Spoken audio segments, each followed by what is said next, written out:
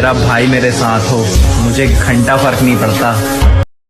السلام علیکم ګرانو مینوالو زه فیضان ګلستاني یو ځل بیا حاضر یم دوستانو اول تاسو دا ورکوټي شانتې کلیپ وګورئ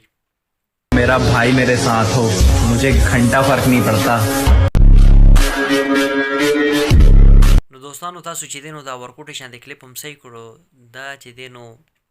نیلم ګل ده او نیلم ګل سره چې دی نو د نیلم ګل رور ولاړ دی مسعود ولاړ دی د ریشم ګل خاوند نو دا هغه رور دی نو په دې کې چې دی نو نیلم ګل سره لپسینګ کړی دی لپسینګ یې ځکه کړی دی چې دی نو د دې د زړه اواز و ځکه چې دی نو ورسره دا اډیو لګولی دی نو څه ویلي دي دا زما رور دی چې زما رور ما سره ولاړ وي نو د دنیا زه پروا نه لرم نو بالکل صحیح خبره ده رور ورسره ولاړ دی ولې به نه ودرېږي رور نو دوستانو خبره داسې ده دا هماغه رور دی یو دوه کاله دوه نیم کاله مخکې تاسو به چې دی نو د ده رور هغه ویډیو به کتلی وي څه ټایم نیلم ګل دا خبره کړې وه چې مسعود راغلی دی هغه زه وهلی ما دا وګورئ زما مخ زما لاسونه خپې وله ماتې کړې وې او د سترګو سره چې دی نو تاسو کتلی وه سم چې دی نو شنې شوې وې دا ځای نو پوره بدن یې چې دی نو شین شوي وو نو چا وهلی وه عمده رور وهلی وه نو دا خو چې دی نو دنیا ده په دې کې چې ټایم انسان سره پیسه راشي نو بیا چې دی نو داسې رونه عزت هم کوي قدر هم کوي څه ټایم پیسه چې دی نو ورسره نی نو بیا وهل ټکول وي خبرې وي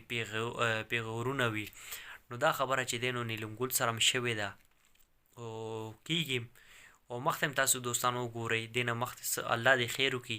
نو همدا رونه به وي چې څه ټایم نیلم ګل نه پیسې ختمې شي نو بیا به هم چې دی نو هماغه فریادونه هماغه جړاګانې به وي نو دې وخت نیلم ګل په ټاپ باندې روانه ده ښه ورسره پیسه ده ښه چې دی نو شوګانې کوي ایونټس یې کوي نو د هغې په بدل کې نیلم ګل ته چې دی نو ښه پیسه میلاویږي نو دوستانو دا خبره کول مقصد صرف او صرف دا دی چې نیلم ګل دې وخت ډېر زیات خوشحاله ده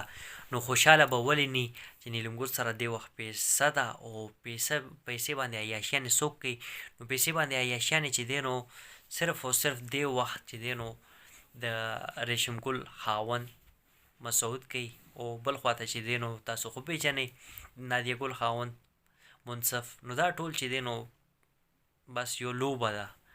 نو دوستانو دا میسج دا پیغام موبایل خپل دوستانو سره شیر کما نو ان شاء الله تاسو سره به ډېر ژر یو نوې ویډیو کې به ملاقات کیږي د خپل ځان ډېر خیال ساتئ د لوی الله په امان والسلام